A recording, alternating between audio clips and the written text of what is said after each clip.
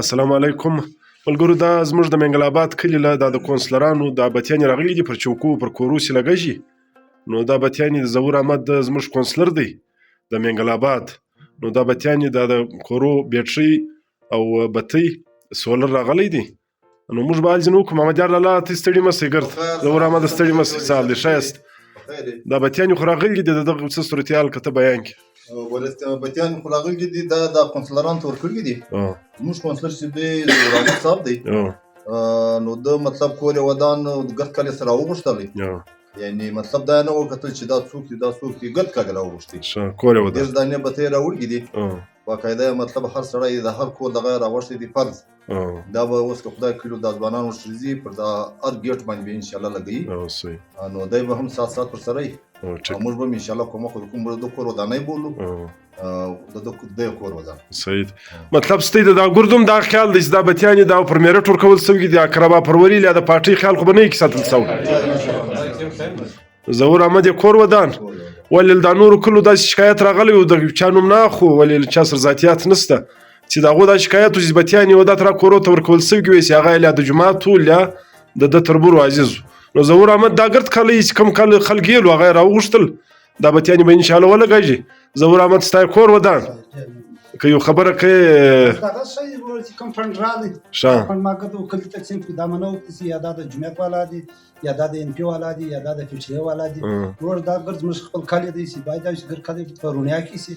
نو دا اوس کوشش دا ځوانان ګرد راغلي دي په خپل مدد یې لګوي. کوم ځای ضرورت دی هلته یې لګوو. صحیح. کور د ودان ډېره مننه.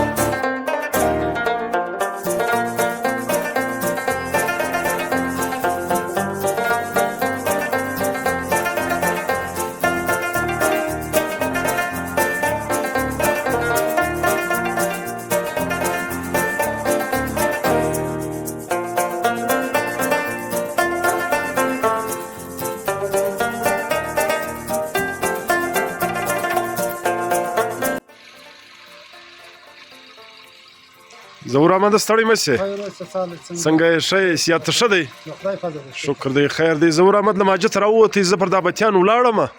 دا کومې بتیانې چې زموږ د ګورو تر مخ دا خلکو ته ورکړې به دغه کې اکثریت لګېدلي وي. د ظهور احمد یې په زر واره کور ودان بغیر اقربا پروري او د پارټۍ تر دغه بالاتر و کروار چا ته دا بتیانې ورکړي چې د کوم چا ته ضرورت والی. ظهور احمد دا بتیانې خو اکثره لګېدلي ولې ستا یې کور ودان؟ لګېدل ښه دي. زه وګرځېدم پرون هم وګرځېدم اوس وګرځېدم. داسې شپږ اووه کوره دي هغو نه دي لګولي.